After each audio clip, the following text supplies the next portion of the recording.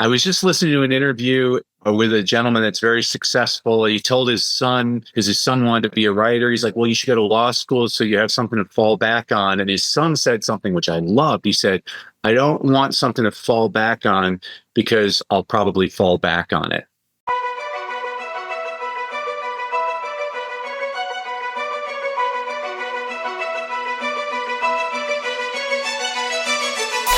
Danny, it's so good to have you back. I know it's been a few years. You're such a positive, inspirational figure. You have such an awesome story. So maybe we can start with a little bit of people that don't know you about your background and kind of what your mission in life is.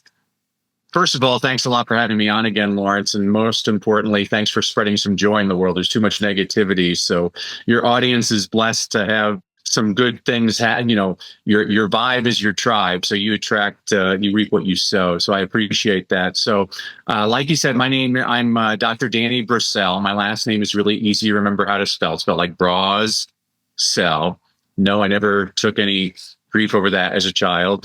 And I'm on a mission of joy back into education in the workplace through communication skills. And basically, my entire businesses are designed the same way as the 4 stages of language development. So the 4 stages of language development are speaking, listening, reading, and writing. And so speaking, I speak over 100 dates a year all around the world.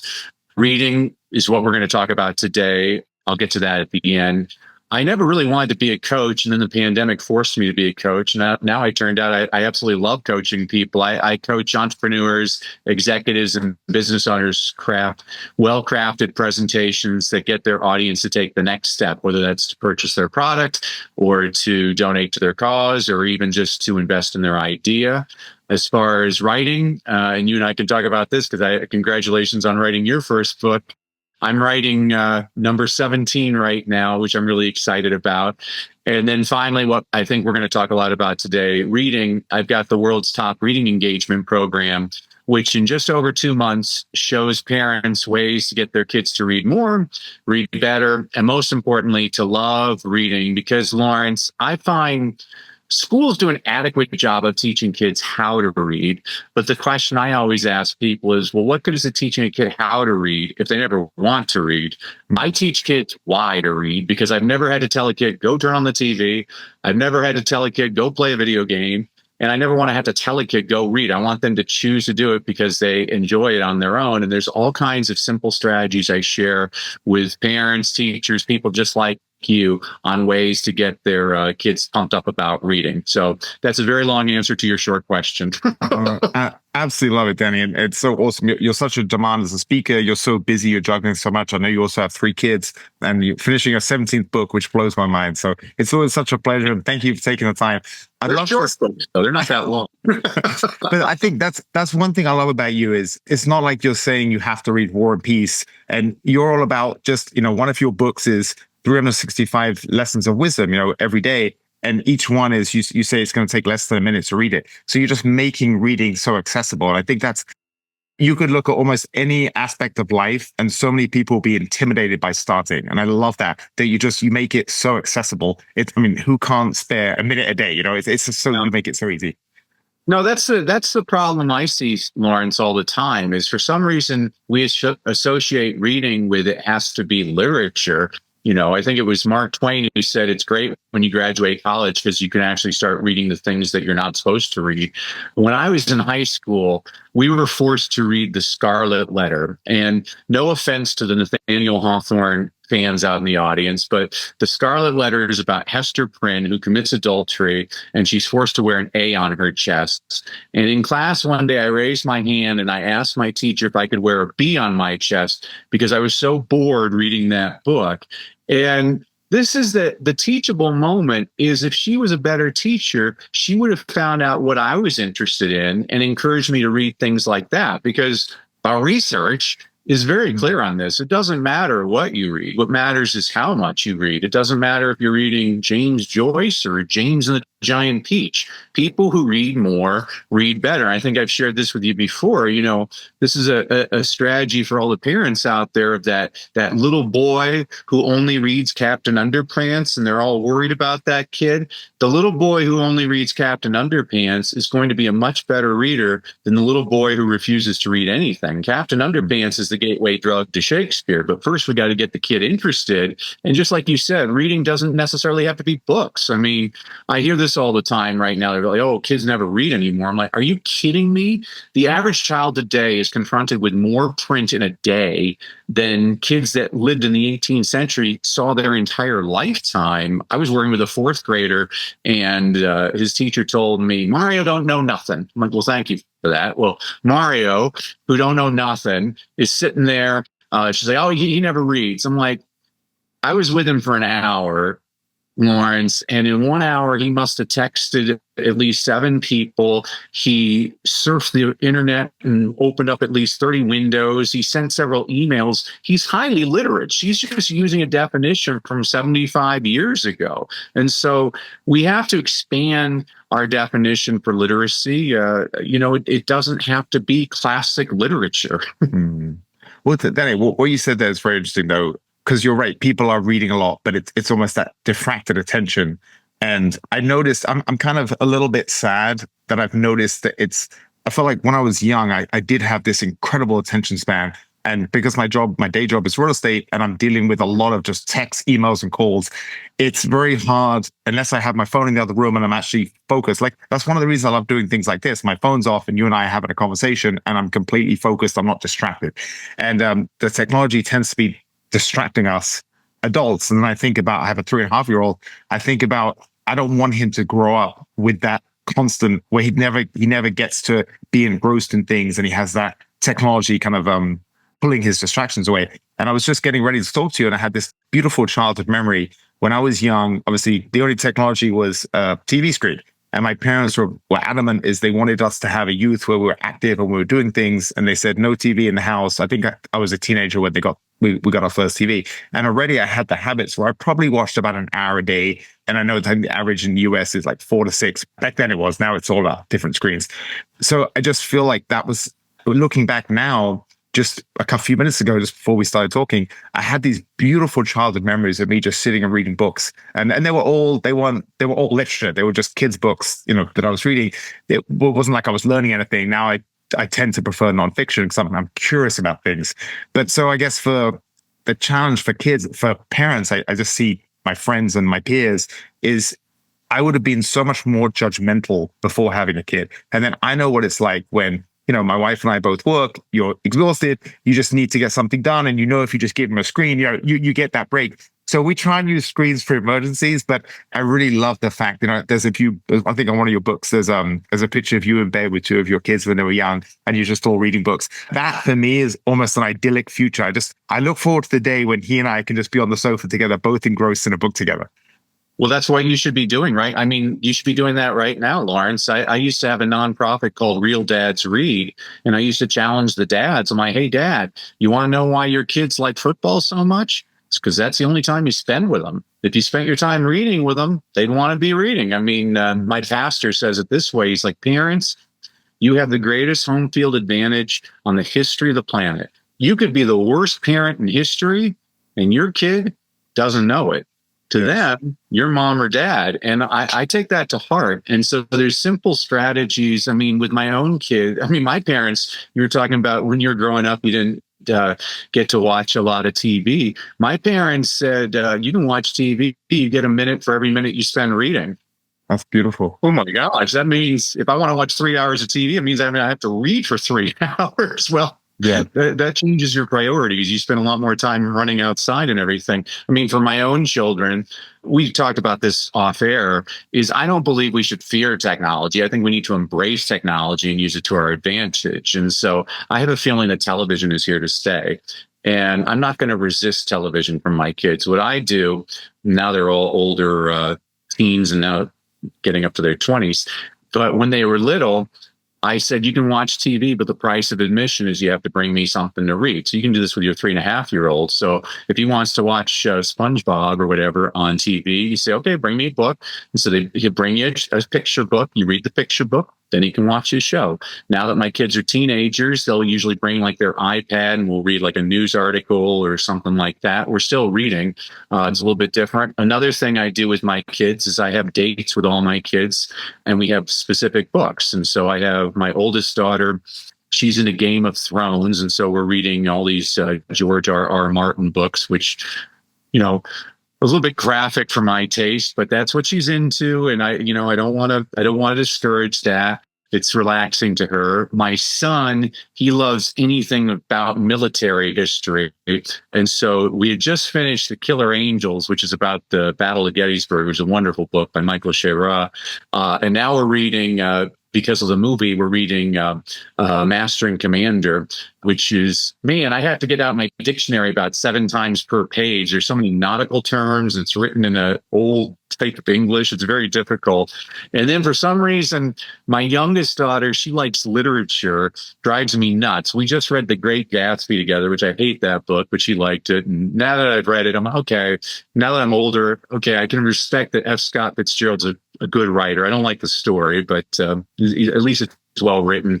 And what's the one she wants me to read with her now? I can't remember what she just asked me to read with her the other night. And then my wife and I, she likes, there's this cool, really nice series of books called I think it's The Unselected Journals of Emma M. Lyon by Beth Brower. There's 7 of them now.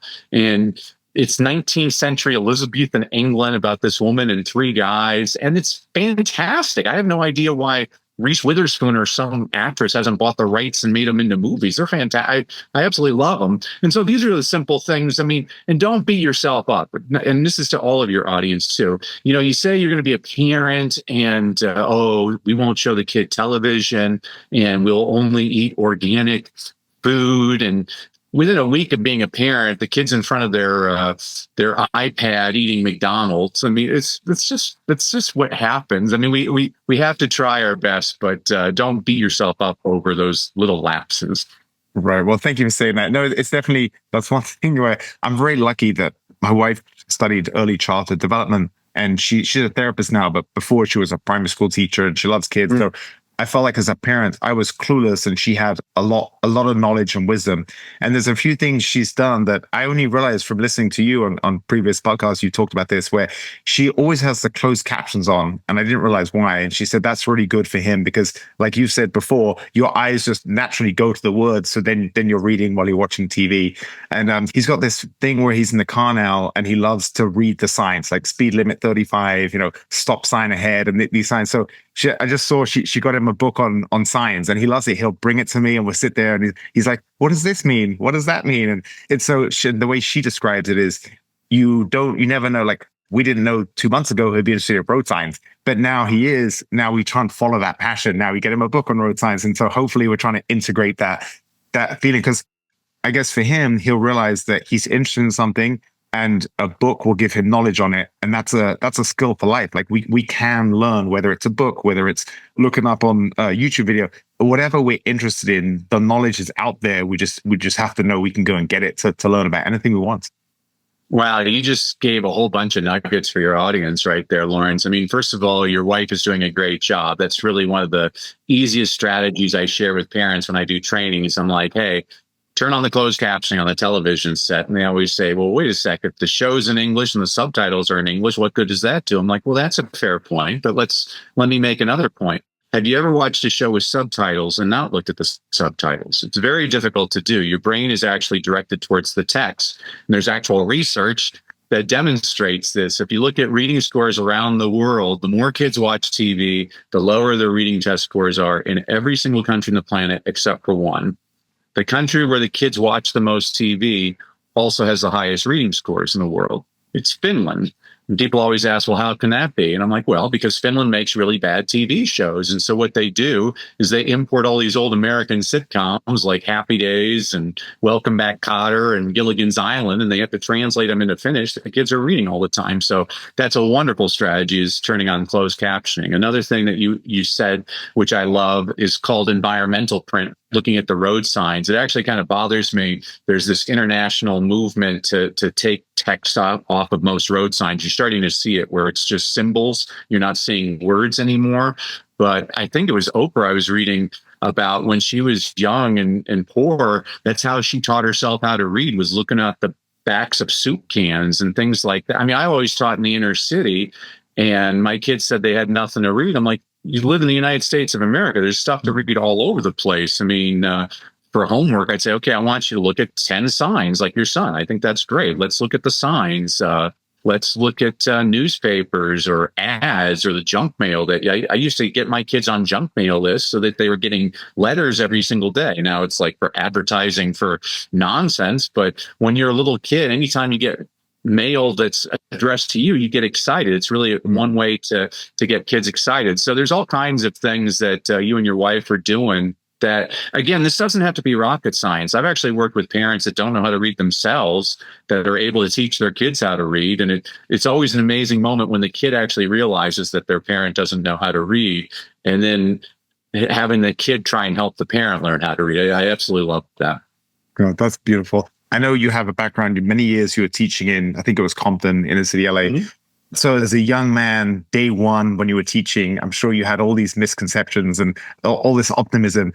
To maybe 3-4 years in, what are some of the things that you really learned and maybe changed your mind about? Because it must have been such an interesting environment. So I think you had a pretty nice upbringing in San Diego. Is that right?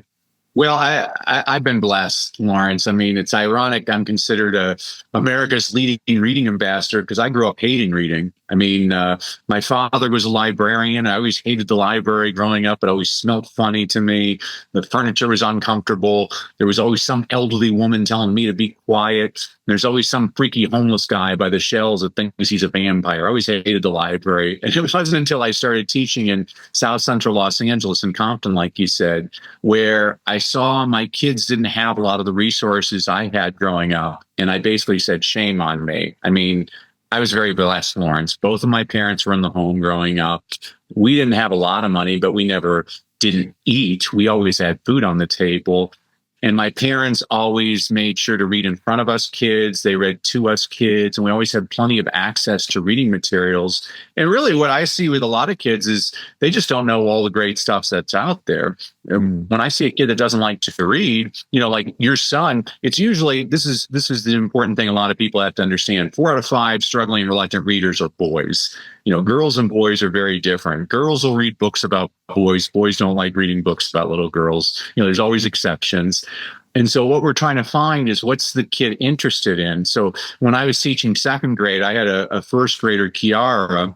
And again, Kiara's first grade teacher told me how little he knew. I'm like, well, thank you for that. Well, Kiara, who didn't know that much, comes into my class one day. And he's like, hey, Mr. Brassell, you see Barkley last night? He had 18 points and 16 boards. I'm like, thank you, Kiara. Because from that day forward, Lawrence, every day after lunch, I'd sit Kiara on my lap. We'd read the LA Times sports page together. And wouldn't you know it, by the end of the year, he was probably the best reader in the class. And all that kid ever read about was sports. Now, do I think he needs to expand his reading from that? Of course. You know, I think poetry is important. I think learning how to read technically is important. But you got to get the kid hooked first. We do it exactly the wrong way in most schools. We force kids to do I mean, I always relate school. I'm like, look at the way team sport practices work.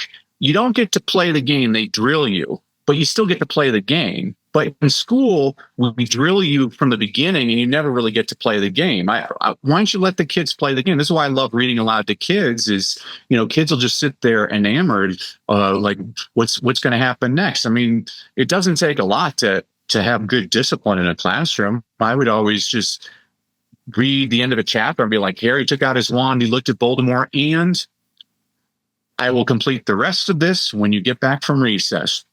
Well, how many of my students are going to come back on time from recess? Well, all of them, if they want to hear what happened to Harry and Voldemort. I mean, this is what we have to do. We have to build up that enthusiasm. I'm getting excited now just talking about it. I used to love working with the kids and getting them pumped up. And it's interesting because I think my approach was what nobody ever really did with me. People didn't get me excited about reading. They just forced me. They're like, well, you got to read this. And I don't understand, why is Hemingway or Steinbeck better than reading an R.L. Stein book or a Dr. Seuss book? Dr. Seuss actually has pretty good vocabulary. I have first graders that they can't read a lot of sight words, but they can identify Kidditch and Voldemort and Hogwarts. Those are difficult vocabulary words. So don't tell me this kid doesn't know anything. What I see is the kid's just not interested. Like kids like your son, those are the kids I love working with. I mean, I had a little boy, I used to teach at a preschool for homeless Latino kids. And I had a little boy, Francisco, had a speech impediment. He's like, I'm like, what's your name? He's like, Flint. But I show him a dinosaur book. He's like, oh, Brontosaurus Rex. Dude can't pronounce his first name, but he can pronounce a multisyllabic dinosaur name. That's a book I need to get in Francisco's hands. This is how I'm going to get through to him. This isn't rocket science. We try, really what it is, every kid just needs that individualized attention, trying to figure out what they're into. And so really, now that you have that 3.5-year-old, you just need to figure out what's he into. I mean, if he's into road signs, give him road signs, you know. I mean, I had a little boy and he was into Fancy Nancy. Everybody made fun of him because he was into all these little girl books, but that's what he was into. Yeah. Well, I'll let him do that. You know, I had one little girl loves basketball, NBA, you know, and everybody teased her, but she started teasing the boys because she knew more about NBA teams than they did. I thought that was great. Like everything I say, there's always stereotypes. These are generalities, but you find out what the kid's into and you go from there. It's so true what you said about education not making it fun. I always think about that. I feel like school was completely wasted on me because there wasn't too much that I enjoyed. And I remember when I was in college and I first started to really enjoy reading for the learning, like just inciting my curiosity.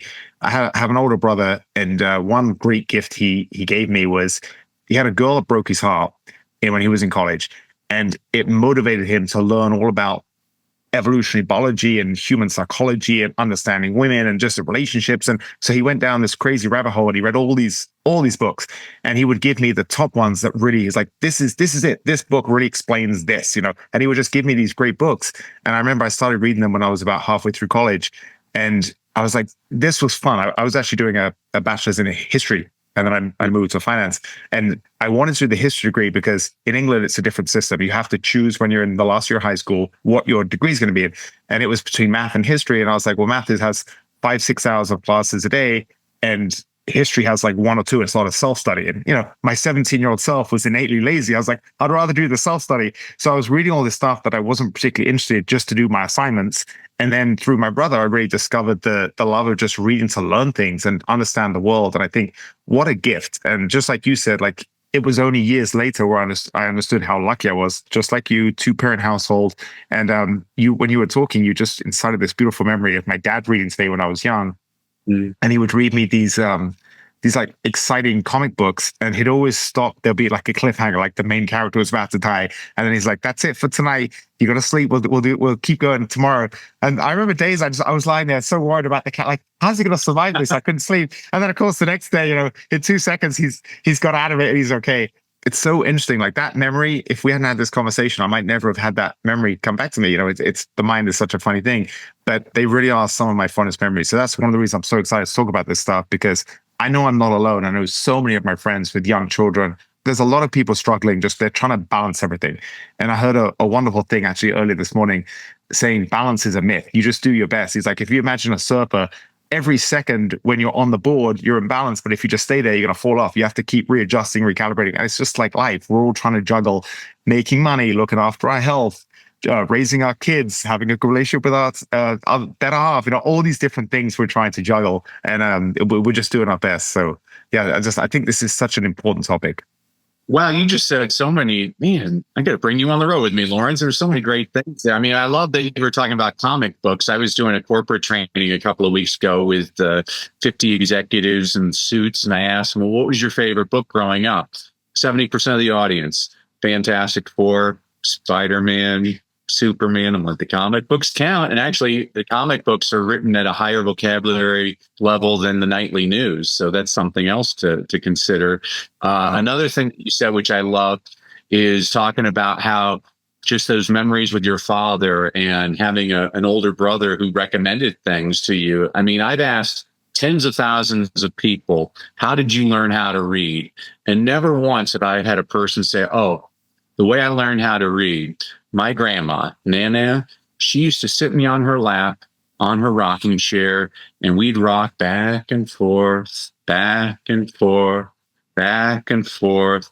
And Nana would smile and point to the page and say, alligator, ball. I've never heard a person say that's how they learned how to read. It was because somebody that was important to them would read the sports scores. They would, you're talking about the British education system. I was just doing a training with all these teachers in Nigeria, which is on the British system. And I'm like, well, I'm not saying Charles Dickens and Jane Austen aren't important, but to somebody from Nigeria, maybe they need to be exposed to like Chinua Achebe, like a Nigerian author. Maybe that's what's going to turn them on. Or if I'm in Britain, one of my favorite authors of all time was Douglas Adams, who wrote The Hitchhiker's Guide to the Galaxy, which is still the funniest book I've ever. I had to actually stop reading it because I was laughing so hard. I've never had a book that had that kind of impact on me.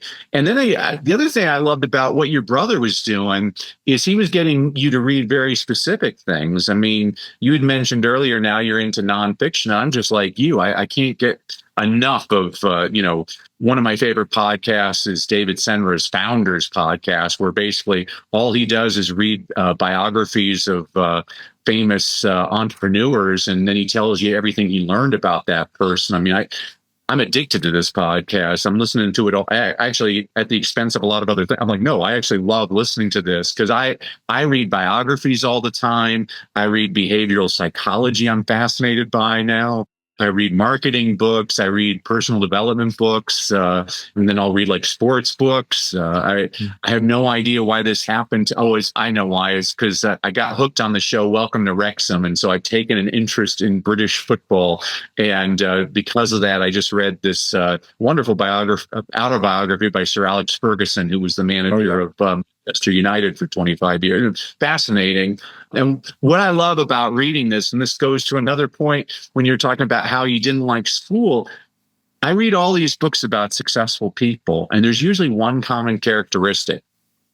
They dropped out of school. I'm like, what are we doing wrong in school? Like, if I had like a young Richard Branson in my class, I would have just done all kinds of, and he's dyslexic, and people think, oh, well, that's a death sentence. Like, no, all reading disabilities are curable. Dyslexics, which over half of the Fortune 500 CEOs on the planet are dyslexic, by the way. A lot of successful people are dyslexic. George Washington was dyslexic. Sylvester Stallone, Tom Cruise, these are all dyslexics. Whoopi Goldberg, Richard Branson. But dyslexics, they tend to process information a lot better with their ears. And so for dyslexic students, I always say, well, read aloud to them, listen to an Audible book. And that's what Richard Branson says. He can't really pay attention reading on his own, but if he's listening to an Audible book, he grasped everything. And everything you just said was just fantastic. It's great. Happiest day of my life, besides my wedding day, was when I got my PhD. I had a grin from ear to ear. And my wife's like, why are you so happy? I'm like, because from now on, I pick the books. And so now I get to pick everything that I want to read rather than books that people told me how to read. And I understand why the education system is designed the way it is. It's an easier way to design it when you look at kids as all the same, but every kid's different. It's very difficult to be an effective teacher. You got to figure out, if you have 30 kids in your class, I have 30 totally different motivation styles in here. How do I get through to this kid? And I think we'd be better served if we kind of let kids come up with their own projects. My youngest daughter, she's not as academic as my other two children, I'm finding. But I think about her teachers. I'm like, gosh, if you just let her design she wants to be a business. She wants to own a business. She's a natural entrepreneur. And I'm like, gosh, a smart teacher would just let her take that passion, and she could create a website and create videos and create all kinds of content that covers all the different subject areas. She's interested in it. And instead of spending, 20 minutes on your boring worksheet, she'd spend 100 hours of her personal time because she's so excited about that. But we don't do that. And it just breaks my heart. And we lose too many kids that way. And I see it with all these biographies of successful people. And I'm like, I want to read the biographies of the people that didn't succeed. Where did we fail them? What is it that we could have done better? And this is always our challenge. That's fascinating about so many successful people being dyslexic. I knew about Richard Branson, but I didn't know about the others. That's wild. And I love audiobooks. I drive a lot now. I'm an hour south of Chicago, and this move has been so wonderful. The only negative is I have a bit of a longer commute when I have to go to the city. Luckily, it's not every day, but it's a lot. And I haven't minded it at all because I have audiobooks and I have podcasts and I make phone calls. And it's actually been an incredible positive surprise. I thought I would dread the commute, and now I'm just like, oh, there's traffic. I'll listen to more of my book. So it's that's the idea of audiobooks are just so wonderful, and there's so much information out there.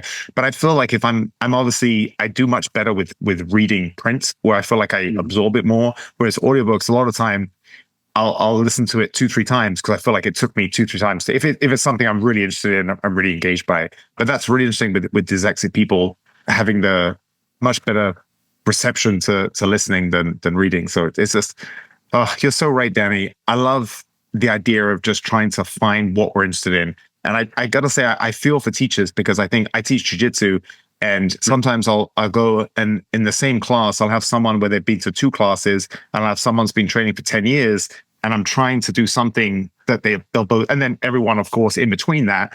And then you're trying to do something that everyone can take something from it. And I guess it will be the same with a class. Like an average class is 25, 30 people. There's going to be just this huge range of natural abilities, of curiosity, of interest in whatever you're talking about. So it's so hard to juggle. And it's almost impossible, right? I mean, there's people like you that were exceptional teachers that really cared. But I feel like teachers are definitely underpaid, the good ones, for what they do, right? It's such an important role. And if parents are really busy, they're literally relying on the teachers to mold their kids. And it's just such a big responsibility. Yeah, that's unfortunate. Teaching reading is like teaching jiu-jitsu, though. It's the same where let's figure out what my opponent's strength is, and let's use that strength against that. So I'm constantly paying attention. What's this kid into? Okay, I'm going to design the program around what they're into. And it's the same thing with the martial arts. It's really the training of the mind, and as well as the physical movements. That's a simple strategy I share with parents too. I mean, sometimes that's what it's going to take to get a kid excited about reading. And you already illustrated it, is now you don't view your commute as commute. It's basically your mobile university, your opportunity to listen to those books that you don't get to, you got a 3.5-year-old. I mean, you don't have any time at home. So this is like your peaceful time listening to, and I'll give you a couple of books. Some of my favorite Audible books that I've listened to. The Will Smith autobiography is narrated by Will Smith, and it is really good. I know Will Smith is person non grata anymore. It's unfortunate. And all the people that go after Will Smith, I'm like, gosh, how would you like the world to see you at the worst moment of your life? All of us make mistakes. Let's be a little bit more graceful and forgiving than that. And then I love the Matthew McConaughey Green Lights book. He narrates that. And I actually read that book, but that's one of the few books where I'm like, actually, it was better listening to his narration because it was his voice and he just did things I was like, wow, that was really well done. And then if your son eventually becomes a Harry Potter fan, the narrated version, the Audible book, is narrated by Jim Dale, who played the bad guy in the original Pete's Dragon movie. And Jim Dale performs over 130 voices for that book. It's unbelievable. I'm like, oh my gosh, this is such a talented individual. And then you get some Audible books and they're boring. But it's kind of, I listen to Audible books. It's actually really bad when I'm driving because when they'll make a point that I want to remember, I actually will have to pull over because I just take notes on my phone all the time because I'm always looking for, what was this quote? What was this story? That's my passion, is I'm collecting stories. Because when I was a teacher, the kids, I would always get them riveted, but because I would tell them stories. And the last book I wrote, the Leadership Begins with Motivation book, was basically an homage. When I grew up, I listened to a guy named Paul Harvey on the radio. Paul Harvey died a couple of years ago at the age of 325 years old. But every day he would come on the radio at 12:15 and he'd be like, I'm Paul Harvey with the rest of the story. And for 5 minutes, you're trying to guess who's he talking about, what's the company or what's the place or whatever. And when I was a middle school teacher, I was the only teacher in the school ever to never have a tardy student because the kids always wanted to hear the Paul Harvey story. But the problem is a lot of those stories are about like Sears and Roebuck. Well, a kid in 2024 doesn't know what Sears Roebuck was or whatever. And so the book I wrote was updated. Here, I'll give you, can I just give you one real quick one, Lawrence? Please. All right. So here's just a quick one. On the morning of January 17th, 1977, Gary Gilmore, in a plain t-shirt, strapped into a chair with a bag over his head, awaited a firing squad of 5 law enforcement officers to execute him at the state prison in Draper, Utah. Convicted of murdering a gas station employee and motel manager in Utah the year before, Gilmore would be the first person in the United States to be executed in nearly a decade. Shortly before his execution, prison officials asked Gilmore if he had any last words. Neither he nor anyone else that day would know the impact of those words. Over 10 years later, in 1988, Dan Wieden, an advertising executive who co-founded the Wieden and Kennedy Agency in Portland, Oregon, made something of a morbid pitch to a struggling fashion company. He recalled the inmate's final words and used a slight variation for his pitch, and seemingly everyone hated his idea for the company's new slogan. Trust me on this one, Wieden implored the company's co-founder. And the co-founder, his company, and the public have not looked back since. The co-founder's name was Phil Knight. The struggling brand he co-founded was a shoe company called Nike. And advertising executive Dan Wieden slightly altered death row inmate Gary Gilmore's final words, "Let's do it," into the phrase, "Just do it." So these are the types of stories that my kids are all, and it was interesting. So this relates to something we were talking about earlier, Lawrence, is after I wrote this book, I then read it, and completely unintentionally, so many of my examples in that book are of white male Americans. And I was like, that's interesting. And so the book I'm writing right now, which I'm almost done with all the examples are primarily females, minorities, and international examples. I'm having so much fun writing this book. And I've been reading chapters to my kids, and they're always like, oh, what's he talking about today? I'm really excited about this next one. But this is what we do to get kids pumped up about reading. Love that, Danny. And I have a good friend, shout out to my friend Brad. He actually recommended both those books, and I listened to both the audios, the Green Light and the Will Smith biography.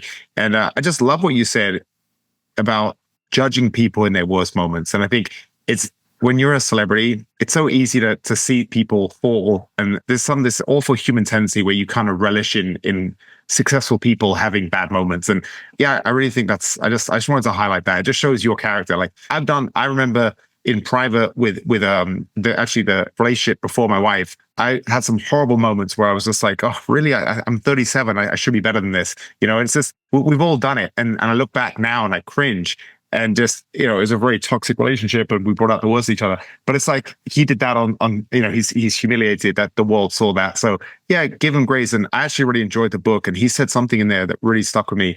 It was something about when he was young and poor, he had hope.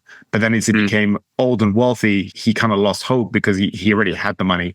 And I thought that was so interesting that so many people have this idea. It's almost like, if I can make it financially, it gives them this idea that all their problems will be solved. And then that just made me realize that it's so easy to, if you're struggling financially and you look at someone who's very wealthy and successful, you just think, oh, because he doesn't have your money problems, he's got no problems. And it's a good reminder that everyone's dealing with something. It doesn't matter who they are, how rich and famous, how many, they can have 100 million Instagram followers, but they all have their own struggles. And I thought that was just such a good thing to remember.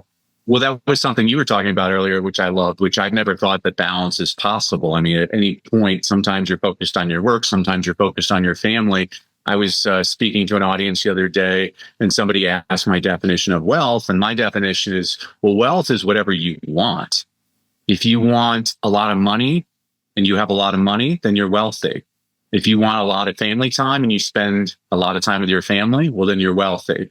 If you want just personal freedom, drinking lemonade on a hammock on the beach, and you get to do that, well, then you're wealthy. It's whatever your definition. We have to expand I love what you were saying, because just because a person has a lot of money, that doesn't, I mean, I used to always give the example of John Belushi. At one point, he was probably the most famous comedian in America. He was on Saturday Night Live, one of the best shows on TV. He had the number one movie, The Blues Brothers. He had one of the top albums in America.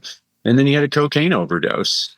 He was miserable as a human being. He was very successful and wealthy in terms of money and fame, but he wasn't a, you have to find that balance. Well, talking about balance, I always say, well, balance, I don't know if balance is achievable, but figuring out where your priorities lay and making sure, like you've actually made it a priority without realizing it, that you need that peace of mind in your car to listen to those books, those Audible books, and those podcasts and things like that, which I think is great. You need to make sure to prioritize things like that. If you have to make the important thing the important thing is what my mentor used to say, and she was right. Like if you're too busy to meditate or to pray, well, you're too busy. You need time. And whether you're praying to a deity or you just have time for you to think and be with nature. People are too busy nowadays, and too many stressed out people, too much negativity. That's why I'm a big fan of turning off the TV news and reading a funny children's book. You'll live a lot longer. I couldn't agree more. It definitely seems like we have too many things coming at us at all times to process, and whether that's even just all the things that work on the algorithms tend to be these little short videos with these colors flashing at you. And I find that maybe I'm showing my age, but I just find that so overwhelming. And I love what you said about just taking time, the little things. I was listening to this world-class fighter kind of at the end of his career, but he's got one more run for the title. And he was just talking about how his mindset's changed. And the interviewer said, well, what are you doing differently? And he said, honestly, I'm just taking time to do things like walking in nature with my dog by myself and just having that time with my thoughts and just centering myself. And it's so important and it's so hard. I think it's such a weird, life is so funny, the fact you have the arc of life. So I look at you and I know you're incredibly busy and you're juggling so much, but now your kids are much more self-sufficient. I'm sure you feel like you probably have more you time than you did when they 10 years ago, right? When they were younger. So it's like right now, I feel like I'm at my most overwhelmed stage in the sense that we're trying for kid number 2 and my son's very needy. And I'm also juggling a lot of things with my career. And I know that sometimes I find it overwhelming, but I know in 20 years, when hopefully the kids have left and I'm an empty nester, I'm going to miss the chaos. So I'm really trying to embrace the chaos and not get overwhelmed by it. Mm-hmm. Yeah. I mean, I was talking about this a couple of weeks ago. I spoke at an event, and I guess I was feeling facetious at the time, because the two speakers before me, they both said, you need to enjoy the journey, enjoy the journey. And I got up on stage and I said, did you ever notice that the people that say enjoy the journey have already succeeded? I mean, when they couldn't pay rent and they were starving to death, where they're like, well, I'm really enjoying this journey. Oh, man, he's been trying all night. I'm enjoying it. Nobody enjoys the journey while it's happening. It's all a reflective. But if you can at least take a moment every day to take a deep breath, show some gratitude. We were talking about this. We've been blessed in our lives. There's people that I've seen it. There are people that encounter horrors that I can't even imagine. And maybe that's the pandemic hopefully helped a lot of us just extend a lot more grace to one another. I've learned if you don't know everything about a person, you really don't know anything about a person, because that can drive everything that they do. So being a little bit kinder. I mean, I like to say, when that person cuts you off on the freeway, say a prayer they make it to the hospital on time. Think a little bit better of people and stop going to the lowest common denominator all the time. But that's so true. I've had that exact same thought. Like, yeah, you're driving and someone cuts you off and you have that instinctual feel of rage. And then you remember, like, for all you know, they could be the most wonderful person whose wife just got hit and she's in emergency care and he's racing to the hospital. You never know someone's story. And it's so often if someone's rude or aggressive with you, it's almost certainly not you. It's something that's happened to them either the days leading up to it or a few minutes before. They just got a really bad work call or they had a huge fight with their significant other. Or it could be infinite amount of things, but it's not you. It's I have a good friend who always says the world is a mirror, and so their aggression or rudeness or whatever it is just a reflection of their inner pain they're dealing with. So that's something that I've definitely changed my mind on, Danny, and that's one of the reasons I'm so drawn to you is the older I get, the more compassionate I get. And I'm just trying to see the best in people. And I just think it's so important now because, like you said, the news is so negative and the world is so divisive, and so many people profit over people hating each other. And it's like fundamentally, whether it's a person who's in extreme left or extreme right in the US, or whether it's a person in America and a person in Somalia, like it doesn't matter where you are. Most humans want the same basic things, right? We want someone to love us. We want some basic health. We want a food over our head. We want food in our stomach. And we want something to keep us curious, you know? So it's like these basic things. And I just love that message of just trying to be a bit nicer. Yeah, I agree. Amen. Can I ask you, Danny, about motivation? Because I know one of your books, Leadership Begins with Motivation. If, like, for me, my motivation definitely kind of, sometimes I'm more motivated than other times. My discipline is what gets me through. But I do think motivation is really important to kind of set your goals and your targets and set the person you want to be. For someone that's kind of struggling and they're a bit lost, do you have some recommendations on where they can start with motivation? We kind of talked about this off air. Give yourself some urgency. I was just listening to an interview with a gentleman that's very successful. He told his son, because his son wanted to be a writer, he's like, well, you should go to law school so you have something to fall back on. And his son said something which I loved. He said, I don't want something to fall back on because I'll probably fall back on it. And I thought, wow, that's Tom Cruise said something when he was a kid. I thought this was profound. He said he was very lucky in life because he learned from a very young age the one thing he was really good at was acting. And I thought, wow, that's actually a pretty profound statement. I mean, I have interest. Sometimes they differ by the hour. I'm like a puppy dog all the time, going after things. And so the whole Leadership Begins with Motivation book, every chapter, the suffix ends in ation because ation means to take action. So motivation is to take action based on your motive. And so you also have to figure out what's your motive. So, for example, you're in the real estate industry. And when I'm working with people that want to create presentations and they're in real estate and they're like, well, I don't want to sound salesy. I'm like, well, then don't be salesy. Just serve. You know, Zig Ziglar said you can get anything you want in life by helping others get what they want in life. And so when you come from a service oriented, my friend Joe Martin is a wonderful speaker. He calls it napkin leadership, because I've never liked the term servant leadership, because by definition, a leader is a servant. Napkin leadership means when you go into a restaurant and the waiter hands you a napkin, do you stuff it down your shirt and wait for others to serve you? Or do you put it across your forearm and go out and serve others?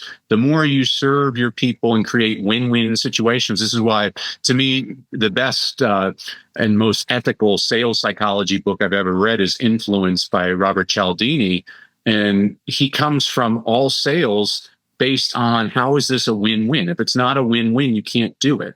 You need to make sure that people 5 months after you sold them a house, they don't just like their house. They're raving to all their friends. Oh my gosh, Lawrence went above and beyond. He sends us a card every month. I mean, he made sure that we had a good school for our daughter. I mean, when you overserve and overdeliver, that's how you create raving fans. And so that person that's looking for motivation, again, I said this to my daughter because she's been struggling in school. And I said, when you act like a C student, you're going to be a C student. You know, you have to go above and beyond. Good enough is not good enough. It's deadly. You have to be great to stand out. There's so many people that just kind of skate through life. And I'm thinking to myself, gosh, when I die, hopefully I haven't even hit half of the things on my list of goals. I mean, I'm always setting higher goals all the time. And how can I?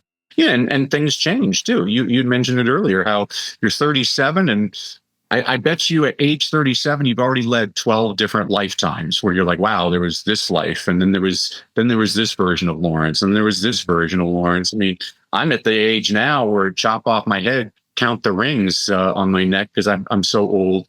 And I was talking about this with my kids the other day because we're talking about technology. I'm like, just so you kids know, I was alive when the microwave oven was invented. I mean, this was a big game changer. Like, my kids are griping about the streaming services taking too long. I'm like, just so you know, when I was a kid, I had to wait till the second Saturday in April for Willy Wonka to air on CBS. And if I had to go to the bathroom, I had to wait until there was a commercial break. I mean, now you guys can watch it on your phone at any time. And people are, Anyway, I sound more and more like a curmudgeon. So that person that needs to find their motivation, I'll say it like this: when I'm showing people how to create a better presentation, I say, well, there's two ways to get better at speaking.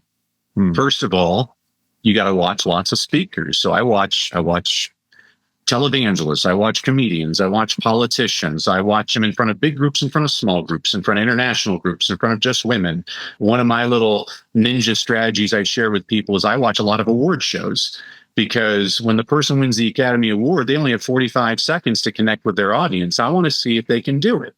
And most people waste their time. Most people get up there and they go, I want to thank God the Academy is stupid. Nobody cares. But every now and then, a person masters it. So a couple of years back, there was this guy named Joe Walker. He was British, and he won the Academy Award for Best Film Editing. So nobody's paying attention, because this is the Hollywood elite. They're important people. They're actors. Who cares about the editor?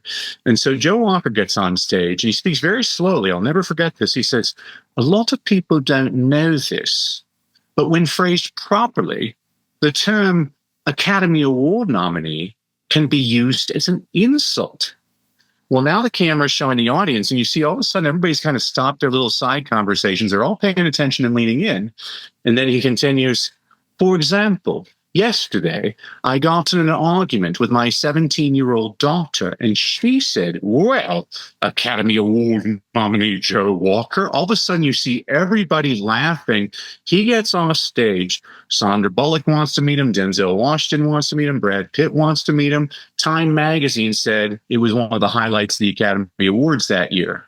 That's the power of connecting with a good little story, which Joe Walker did magnificently. So the first thing you do to become better at speaking is you got to watch others. So if you want to find your motivation, you need to watch people that are motivated. What are they doing differently? I mean, they're probably not sleeping until 11. They're not watching TV, smoking cigarettes, drinking all the time. What makes them different? Let's figure out the patterns. What are the habits? You gave a great habit. You're using your drive time instead of listening to political nonsense on the radio, which is just going to make you angry. It's not going to serve you. Whatever your viewpoint is, it's always going to make you angry. The worst show on TV is the news. I hate the news. It always depresses me. Read things and listen to things that lift you up. So the first thing is to watch others. The second strategy is, one of my mentors was a guy named Jim Rohn, and Jim used to say, you can't pay other people to do your push-ups, meaning you got to do the reps. So if you're going to get better at anything, you got to practice it. The first time you did this podcast, Lawrence, it stunk. The second time you did it, it stunk, but it didn't stink as bad as the first time. And now you're an old pro, and you're not nervous about it. You know how everything's going to work because you've practiced it. It's the same thing with a child learning how to read. At first, they're pointing to every word. They're saying the words out loud. Eventually, they glide by. Again, my youngest daughter, I'm teaching her how to drive right now, and her hands are at 10 o'clock, 2 o'clock. She's looking at all of her mirrors. She drives about 10 miles under the speed limit. I know that within a year, she'll only have one hand on the wheel. She'll be eating French fries, putting on makeup, listening to the radio. I mean, so motivation is watch others that you want to emulate and then practice. If you keep on acting like you want to be, you'll become the way you act. Well, that was amazing, Danny. Thank you for sharing. I love what you said about connecting with your audience too with speaking. So it's something I've always been a reluctant speaker. And that's actually one of the reasons I wanted to start this podcast, is because I've had this reluctance. I don't want to put myself out there, but I guess I'm a natural introvert who forces himself to be extroverted because it serves me better in life. So that's one of the reasons I love reading, is because that's a very solitary, introverted thing. So I feel like I gain my energy from that. And you're so right about just putting the reps in. Every podcast, this is 139, I believe, 140, sorry. And it's definitely, it just gets easier. And you just keep putting yourself out there. Oh God, that's so true. But with speaking, is this like for someone who's, I guess, just introverted, nervous, is it a case of you just have to get out there and practice? Or what is some secrets? Say someone is kind of, they're not the most extroverted person, and their best friend asks them to give a toast at the wedding, and they're like, oh my God, I'm nervous. So I love what you said about the Academy Award-winning speech, where he made it engaging with the audience and incited out their curiosity. But is there any other tips you can give? Because obviously you're such a experienced speaker now? Yeah. So I always tell people you need to acknowledge your weakness and turn it into your strength. So this is kind of like what we were talking about with jujitsu. So for example, if you watch comedians, Jim Gaffigan's a great comedian. He's a big fat white guy. And so he does a lot of jokes about being a big fat white guy. Roseanne, when she was a stand-up, she had a very a nasally voice. You're like, hey, a lot of people call me a housewife. I call myself a domestic goddess. Well, how do you not root for a person like that? So a couple of weeks ago, I was working with an engineer from Silicon Valley, Indian gentleman, and his name is very difficult to pronounce. And he was very nervous on stage, and he's very introverted. And he says, Danny, can you give me something to make me sound funny? And so I'm not going to tell you his real name, but it's a very difficult name to pronounce. And so we changed his introduction. So he says, hello, I am Shivrani Matahuchi. And he pauses and he says, gee, I sure hope I'm pronouncing that correctly. And all of a sudden, everybody it's not, you don't have to get people to laugh out loud. All you're trying to get people to do is to relate to you. It's the easiest strategy to teach people. I say, when you're on stage, don't tell people about your successes. Tell them about your failures, because not everybody in your audience has succeeded, but they've all failed. And the more you show your own vulnerability, I mean, I guarantee you in real estate, one of the best real estate speakers out there is Tom Hopkins. And Tom Hopkins talks about the very first house he was trying to sell. And he had a beat up Subaru and it broke down. I mean, goes through every horror possible for a realtor. And I think he was the first realtor ever to sell a house a day for a year. He sold like 370 houses one year, which I don't even know is possible. It's unbelievable to me. But he kept on. He has one of my favorite quotes. He says, it's called the Champions Creed. You probably know it, but did you know his Champions Creed? No. He says something like, I know. He says, I am not judged by the number of times I fail, but by the number of times I succeed. And the number of times I succeed is directly related to the number of times I fail. And I love it. It's a great presentation because his message is you're going to fall flat on your face. The reason everybody loves the movie Rocky is Rocky takes a punch and he gets back up. He doesn't win, but he keeps on getting back up. And that's all of it. Again, it's a perfect analogy for life. All of us get beaten up. The people that succeed in this world are the ones that don't stay on the mat. They get up and they try again. That's so true. And we relate so much more to someone. If you just see someone that's very successful and they had no struggles along the way, it's very hard to relate. But if we all root for the person who's been knocked down, struggled, and then they've persevered and they've got through, because we can all relate to that. And that's beautiful. Actually, just the last podcast hasn't aired yet. The one I recorded, it was with a friend of mine who's in real estate. He's very successful. He's good looking. He's got a great backstory. He's very charming. And we were talking about how he nearly died from alcohol abuse and drugs, and he was in rehab and in and out. And that's what he wanted. He actually asked me, I want to talk about this. I want to talk about my weaknesses. And I thought it was so refreshing because it's so easy for him to pretend to be this guy that's, hey, I've got it all. And, he nearly died. He got a girlfriend pregnant and they decided to keep the kid and co-parent. And he was just going through all these different struggles. And if you look at him today, you wouldn't even think that. And I think everyone has those stories. And I feel like it's such a nice thing to share, because people that are struggling, they can see that there's light at the end of the tunnel. I think that's one of the hallmarks of depression, isn't it, Danny? Where they say you can't imagine better times. Like maybe intellectually you can say, well, they're going to come, but you can't feel it in your heart. And that's such a positive message to share. Danny, I don't want to take up all your day. I do want to ask you one more thing though about I had a friend who came to my office a few years ago, and there's a bunch of books in there, and he said he was kind of impressed, and he's also quite a big reader. And he was looking at some of the titles and he's like, oh, these are serious books, like this is good stuff. And then he said to me, how much do you think this has improved your life? And it was an interesting question. I wasn't sure if he meant in terms of like my career success, or does he mean my happiness? And I thought about it and I thought, well, if there's one thing I've got from, I've been a big reader since I was a teenager. And when I was fighting professionally, Danny, I was so worried about head trauma that I would read probably 2 books a week. Like I forced myself to read for hours a day because I was like, I've got to counterbalance losing my neurons through head trauma. But it's just brought me so much happiness. And I think it's got me, one thing I want to teach my son when he's older, I want to talk to him about is, if you can sense the bullshit in the world by people when you have a background knowledge and information. So you can hear these political pundits going at each other and you're just like, they're only telling half the story. I just know this isn't true. And I realized that I got a certain level of wisdom without realizing it just from years and years of this habit. But I guess I wanted to ask you, because I know you have so many different interests and you've talked to so many people and you met so many people. I guess what is something maybe you've changed your mind on or something you've come to realize in terms of just living a good life and just the wisdom aspect of it, like how to be happy in life? Because I think that's so many people will spend the better part of their life chasing something, whether it's maybe a career success or monetary success at the expense of their physical health, at the expense of the relationship with their wife and their kids.